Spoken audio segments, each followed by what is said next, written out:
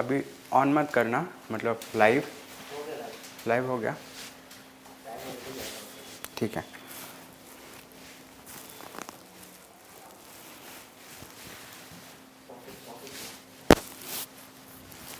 क्या ना, अच्छा देखता हूँ। अब ठीक है, इसको हटा देता हूँ मैं।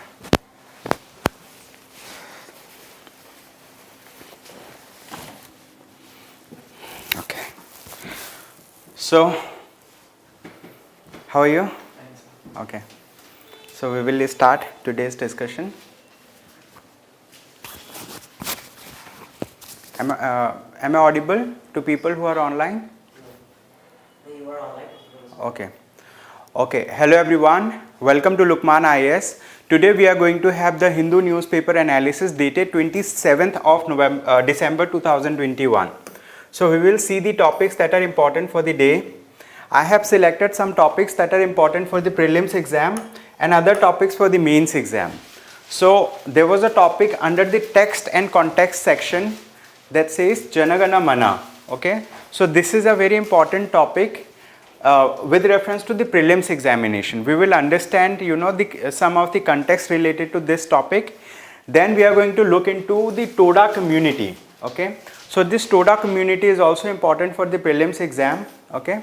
After then we will look into the anti-dumping duty on 5 Chinese goods. Okay. So we will understand what do we mean by anti-dumping duty, and we will also understand about those goods on which the anti-dumping duty has been imposed. Okay. Then we will look into a means related topic, which is a chance to tap India's high equity in Myanmar. Okay. The last topic would be elderly are assets not dependents. So this is also a topic which is important for the mains exam. So with this, now let us quickly move to the first topic. Jana Gana Mana. Okay. So this topic was there under the text and context section, where the Hindu gives you some MCQs to solve. Okay. This is a very important topic. How I will discuss about it now. Okay. I will make you understand what are the important things that are associated with this topic. So like December 27th, which is today. Okay. It marks 110th anniversary of the first time Jana Gana Mana, which is India's national anthem, was sung publicly at the Calcutta session of Indian National Congress in 1911. Okay. So this particular song, which is Jana Gana Mana, it was for the first time sung 110 years ago. Okay. In the Indian National Congress session, okay, Calcutta session of Indian National Congress in the year of 1911. Okay. Then after then, Jana Gana Mana was later adopted as the national anthem by India's Constituent Assembly on January 24th, 1950. Okay. So this was adopted as the national anthem by the India's Constituent Assembly on January 24th, 1950. With this, now let us move to understand, some things that are associated with Jana Gana Mana. As you know that this particular song was composed by Ravindranath Tagore. Okay. So that's why Ravindranath Tagore becomes an important person to study about, okay, for the prelims exam. So this is the picture of Ravindranath Tagore. So we will understand, what are the contributions made by Ravindranath Tagore. He was considered to be one of the, greatest literate person at that time, and he was the first non-European person who was given the Nobel Peace Prize. Okay. So we will understand about him. He has also wrote, okay, the famed Amar Sonar Bangla. Okay. So he has wrote this particular song, which is known as Amar Sonar Bangla. Okay, which helped ignite a feeling of nationalism amongst people. Apart from this, he has also wrote a song which is Banglar Mati Banglar Jol. What do we mean by this? It means soil of Bengal and water of Bengal. Okay. So soil of Bengal and water of Bengal, like he sang a song, and this particular song, was composed or sung by him to unite the Bengali population after the Bengal partition in 1905. Okay, so this is also a very important thing, that he has, written the song Banglar Mati Banglar Jol. It means soil of Bengal and water of Bengal.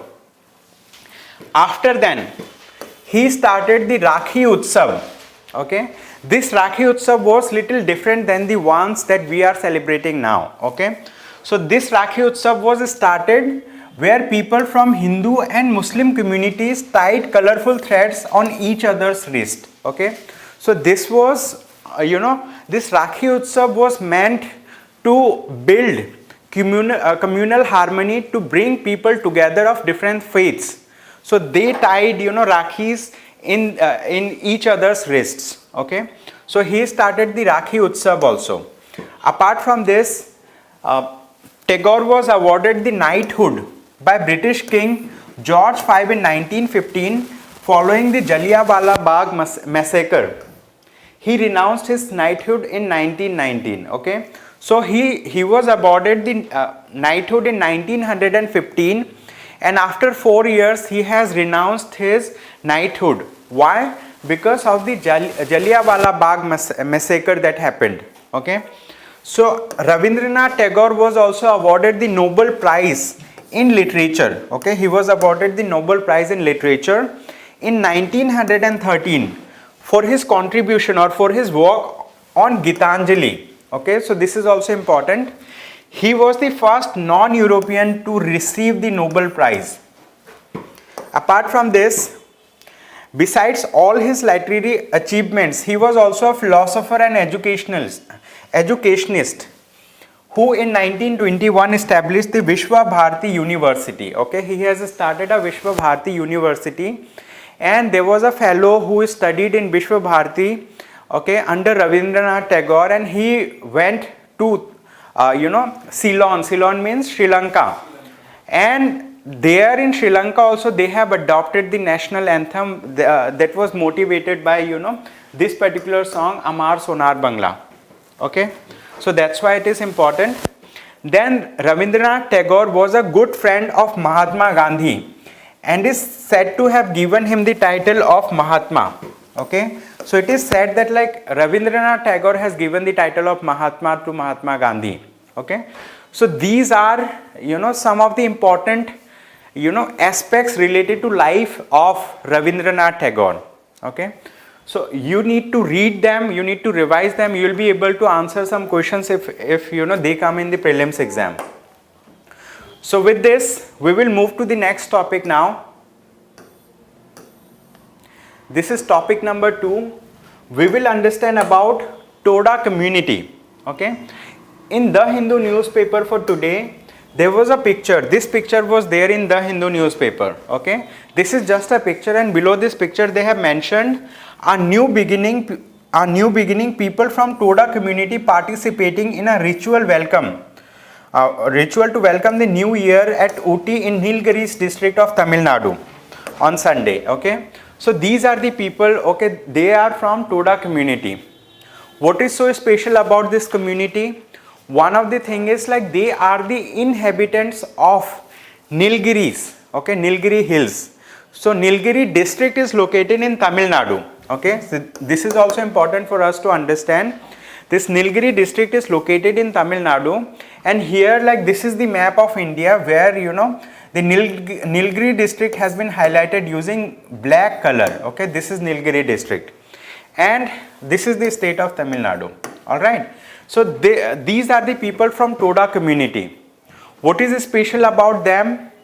These communities are those people like who speak Dravidian language, and their form of Dravidian language is different from other people who speak Dravidian language. Okay, so the way they speak, their dialect is entirely different, very different from other people who speak this language, which is Dravidian language. Okay, and apart from this, they worship a deity. If we talk about whether do they follow any religion, yes, they do follow religion. Okay, and they follow a deity, and the main deity is Tokisi. Okay, Tokisi is the main deity or main god figure for Toda community people.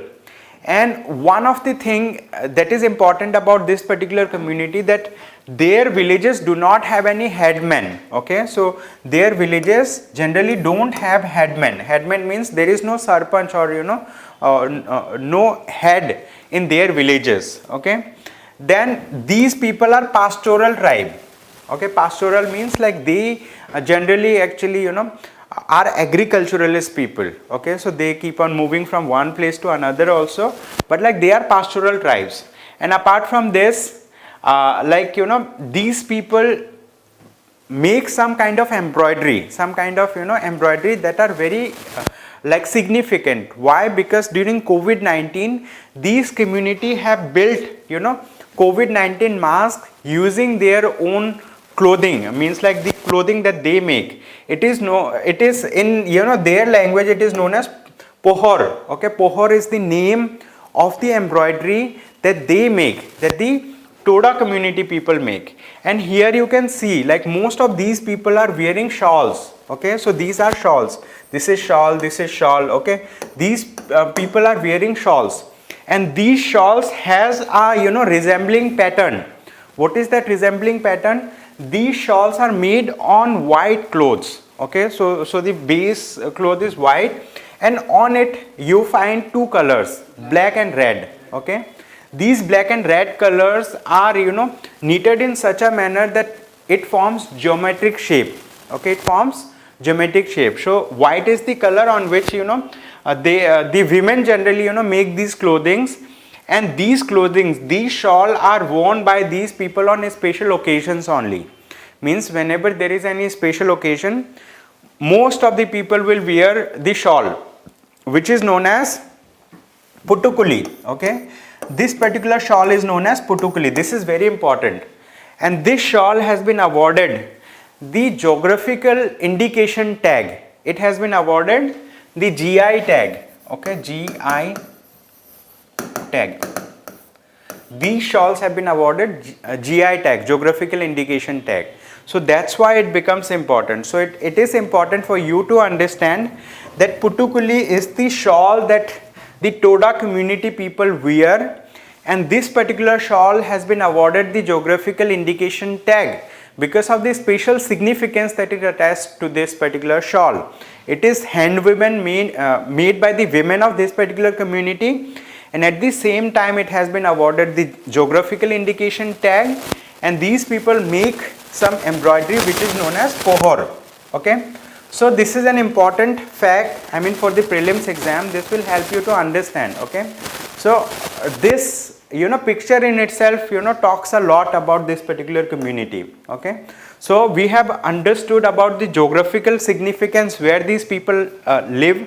We have understood about their social structure, that like in their villages they do not have headmen, and at the same time they speak Dravidian language, which is little different from the common Dravidian language in South India. Okay, so their language is different than other people, and at the same time these people make embroidery which is known as pohor, and the shawl that is worn by them is known as putukuli. This putukuli word is very important. Okay, with this, now let us move to the next topic. Okay, so let us understand this topic, which is anti-dumping duty on 5 Chinese goods. Okay, anti-dumping duty on 5 Chinese goods. We will understand about what is anti-dumping duty, and what are those goods where anti-dumping duty has been imposed, and why anti-dumping duty is necessary. Okay, dumping means what do we mean by dumping? Dumping simply means throwing away. Let's consider there is a country, China, which is very near to India. Okay, it is India's neighbor. So China may be making certain goods. Okay, some of the goods that is things like it is at a stage of throwing away, or it is something that can be exported at a very cheap cost. So they sell these goods at a price which is lower than the cost price of the goods. Okay, why? Because they want to dump those things in other countries. Okay, so what happens, like if those things are imported in India, then the local community or local businesses will face difficulty. Okay, the local businesses will face difficulty in in competing with these goods that are that are dumped by nearby countries. So that's why we need to understand about this particular thing, what is anti-dumping duty and why anti-dumping duty is imposed, so that cost of these goods can be increased in Indian market, so that local businesses may find it easy to compete with these goods. Okay, local businesses should be able to find in itself a competitive edge, okay, as compared to the goods that are dumped. Which country imposes anti-dumping duty? A country that wants to make its own businesses competitive as compared to other countries that are dumping their goods. Okay, so in this case, on one hand we have China, okay, which is exporting some goods to India at a very cheaper cost, okay, at a very cheaper cost. But these goods, okay, but these goods are, once it enters into the market, the local businesses find it difficult to sell their goods because those goods are cheaper. So that's why government imposes anti-dumping duty. Okay, anti-dumping duty is used or introduced by the government.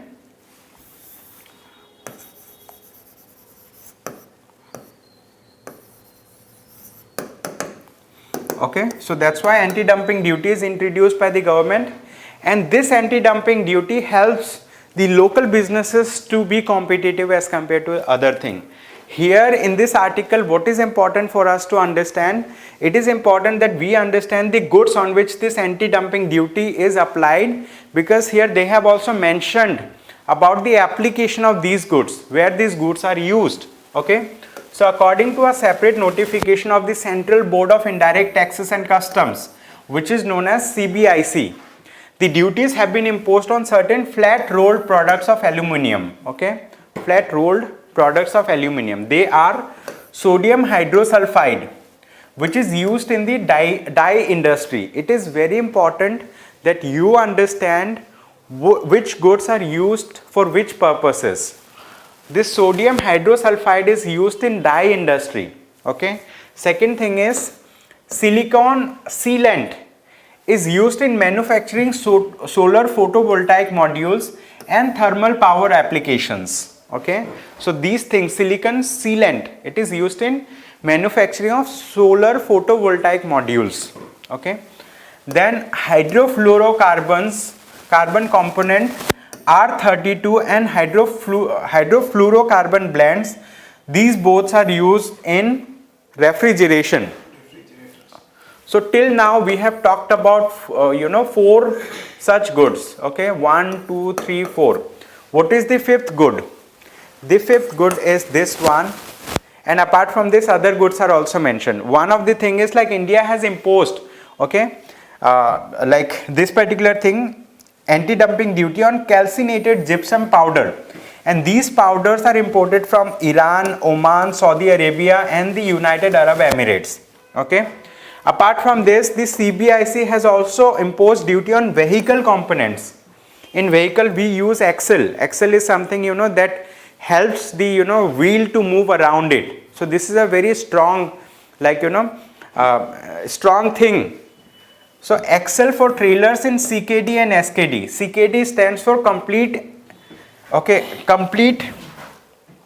knocked down, and SKD stands for semi knocked down. Okay, semi knocked down form of product, domestic markets from. So these are the 5 things: sodium hydrosulfide, which is used in dye industry; silicon sealant, which is used in thermal power applications. Okay, then hydrofluorocarbon component R32 and hydrofluorocarbon blends, these are used in refrigeration.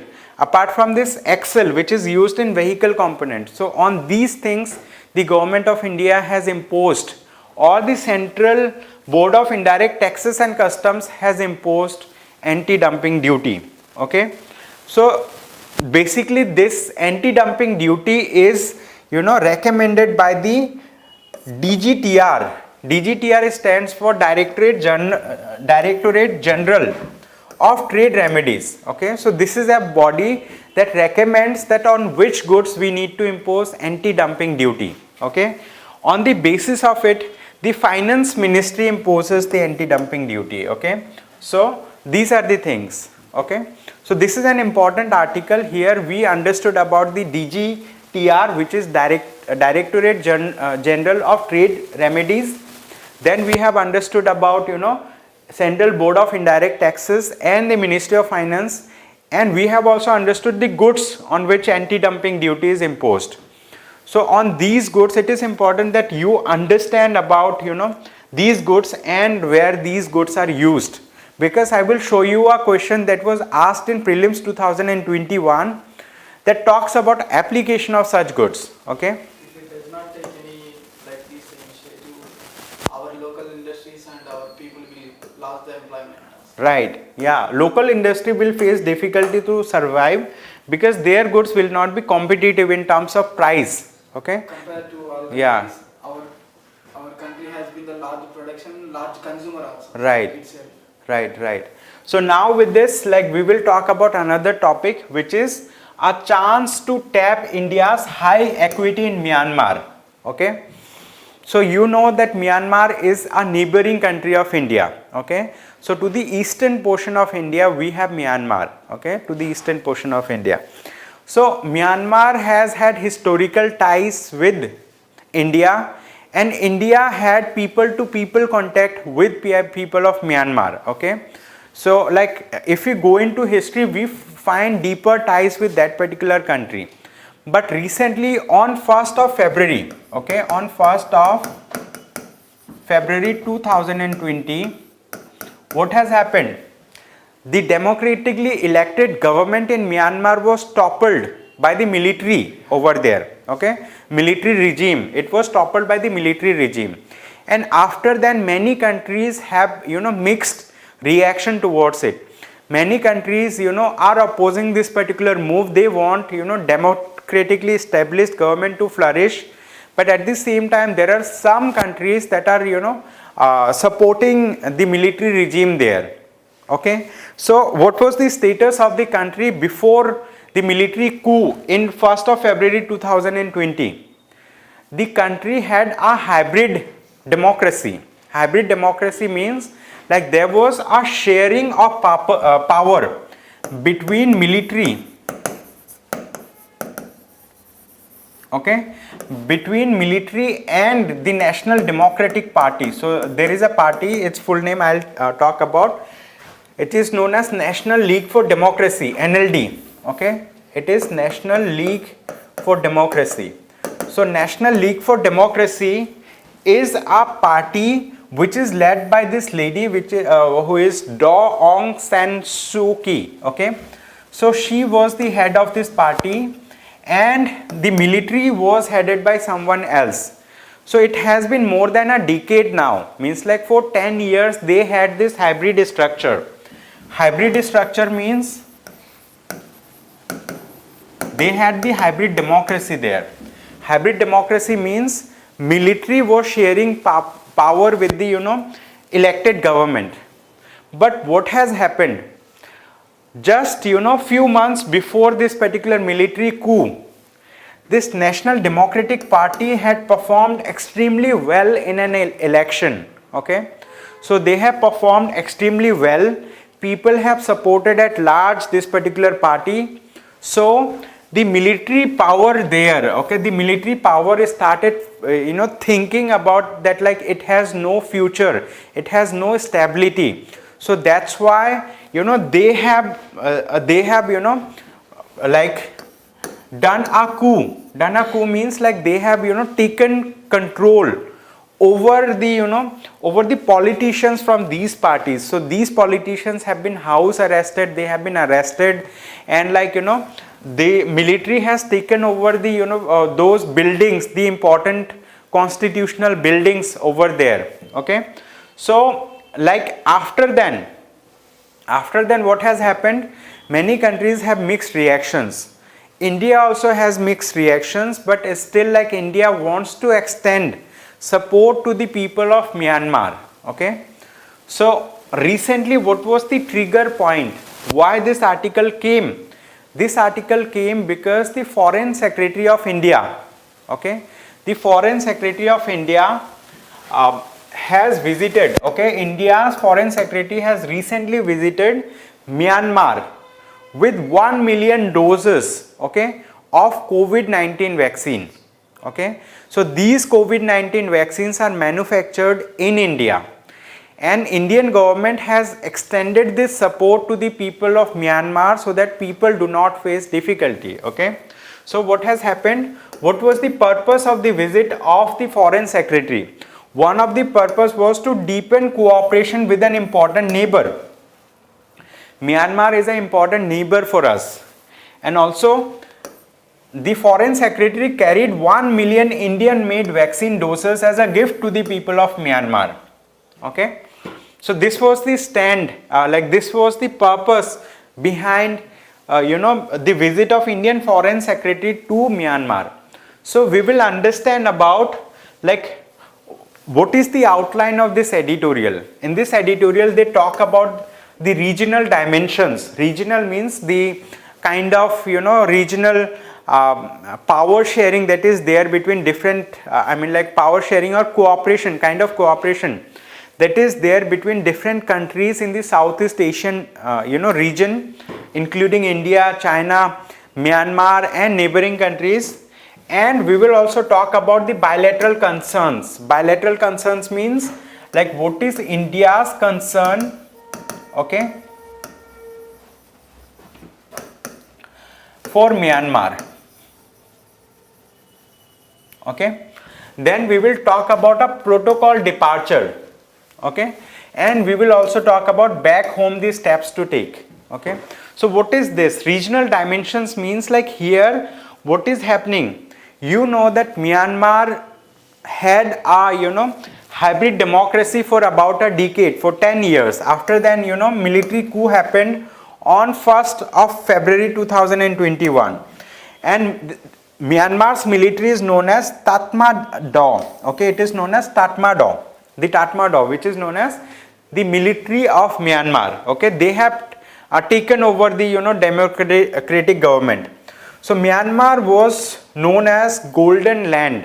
Why? Because like it is a very fertile plain. So like their fertility of soil is very high, and Myanmar like many countries which is which are part of Association of Southeast Asian Nations, the ASEAN countries, okay, ASEAN countries showed creativity through 5-point consensus. Means like many countries they adopted a 5-point consensus. They made 5 points and they declared to Myanmar that like you should follow these 5 points. But later its unity stood damaged because the Myanmar's top leader, Senior General Min Aung Hlaing, okay, refused to cooperate on the formulas. Okay, so the ASEAN countries have put forward 5-point formula, but it was put down by the military ruler. Okay, he is now the prime minister, like he has taken over the role of prime minister in Myanmar. So India's position is like India has also maintained certain position. What is position means? In what is like India say in Myanmar's status now? India wants that like in Myanmar they should release the political prisoners, and at the same time the resolution of issues through dialogue should be there. Okay, whatever issues is there, it should be resolved through dialogue, okay, through cooperation in peaceful manner. Then cessation of all violence. So all violence should be stopped. Okay, no further violence should be taken. Then and full cooperation with ASEAN countries. Okay, so these are the point India's point. India's stand for Myanmar. When we talk about bilateral concerns, like what are the concerns that India has with reference to Myanmar? Okay, So India's principal concern pertaining to border security and stability in the neighborhood. Okay, India wants that India's border should be safeguarded. India's border should not become an engine for infiltration of people from Myanmar. And at the same time, the second issue is this is refugee crisis. Okay, so India is facing a huge number of refugees like who are trying to enter through the border of India and they are seeking asylum. Okay, then like for India, the economic cooperation has always been a major agenda. Okay, so we used to have proper economic cooperation with Myanmar, and we have certain projects that are being implemented in Myanmar. One of the project is trilateral highway. Second is Kaladan project. Kaladan multimodal project is there. Okay, so we want people-centric socio-economic development projects to flourish in Myanmar. Okay, now we will understand what is protocol departure. Okay, so this is a part of foreign diplomacy. What happens whenever a head of the government, for example, if Indian Prime Minister is going to visit United States or for that matter in any other country, so Prime Minister of India will be received by the head of the government over there, will be received by the President of USA or President of Russia, or will be received by the Prime Minister of so and so country. So like what happens, like if a leader of certain stature, if the head of the state is going, so the counterpart that is receiving, he is also head of the state. Okay, if foreign minister from India is going, then he will be received by the foreign minister of that particular country. Same cadre person. Yeah, same cadre, means of the same status, same level. It has been the case for Myanmar also. In Myanmar also historically, they were very sensitive about this protocol related issues. But now, the foreign minister has not visited from India to Myanmar. Okay, foreign minister is S. Jaishankar. He did not visit. Okay, the foreign secretary of India has visited to Myanmar. But foreign secretary of India was received by the military general who has done the coup in Myanmar. Means like he has now assumed the power of the prime minister. So foreign secretary has been received and welcomed by the leader of that particular country now. Okay, so it is a protocol departure. It is departure from the normal protocol. In normal scenario, the similar level people are received or welcomed by similar people. If foreign minister is going, he will be received by the foreign minister or by the foreign similar post. Okay, but in this case, the foreign secretary was received by the senior general Min Aung Hlaing, right? He is the chairman of the SAC and the prime minister now. Okay, so this was the departure from the protocol, from the normal protocol. Apart from this, we will also understand about back home steps to take. This article is talking about that the foreign secretary has made huge progress in towards building up cooperation, building greater ties and cooperation with the Myanmar. So like this should be taken, this spirit has to be walked further, so that like we can build deeper ties with Myanmar. Okay, so at this point of time we also want that peace and security must prevail in Myanmar, and infiltration through the border should stop, and economic projects like whatever cooperation we had in the economic front, those should also go forward. So this was a good article that was there in news. With this, now we will talk about another article.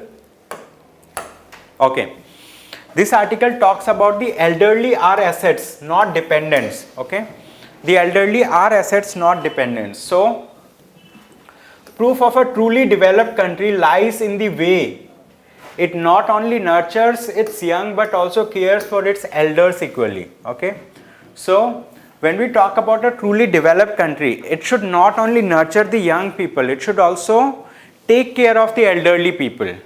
And this article says the elderly people are assets, they are not dependents. And this article also highlights why the elderly should be considered as assets. Okay, so here the author talks about population explosion. I mean, like, there were news that like India is going to have a population explosion. What happens in population explosion? Suddenly, the number of population increases to a great amount, and that poses a concern for the food security, for other related issues. So, but like soon the demographic dividend, the concept of demographic dividend came into picture. So what do we mean by demographic dividend? When the population of the young people in a country is high enough that like they become the engine of growth, that they contribute to the development of assets. Okay, so the demographic so it constitutes demographic dividend. It means the young people are assets, and these people are going to foster the growth in the economy. Okay, but what has happened, that the latter expected to give a push to economic growth due to lower dependency ratio, which results from having a larger proportion of the population in the working group. Okay, so here the author also talked about the Asian tigers. These are countries such as South Korea, Taiwan, Hong Kong and Singapore, and also China have exemplified the benefits of the demographic dividend. Demographic dividend means when we have higher proportion of young people like who are going to be the assets for the country, who are going to be the drivers of growth for the country. So they are known as demographic dividend. So this article talks about that not only the young are assets, but like elderly are also assets. They are not dependents. Okay, how elderly are assets? So the author has cited few data from the National Family Health Survey 5. The author has highlighted the changing healthcare needs. Okay, the author has highlighted inadequate schemes and opportunities in challenges. Okay, so what has happened? The challenging healthcare needs means like at this point of time, when we talk about needs of young people and the old people, many young people, as per the National Family Health Survey data, like they did not include the nutrition status of the children. So when we talk about the nutrition status of under 5 children, many of the students, many of the students are not students, means many children, they are either stunted, means like they have low height as compared to their age, or they are wasted, means like they have low body weight as compared to their height, or they are undernourished. Okay, undernourished means like either like they do not need they are not given proper nutrition. Okay, many young children are very fat, I mean like they are not healthy, or some of them are undernourished. So these are the things. Okay, so National Family Health Survey data talks about then the young generation, the young people, they are facing health related challenges.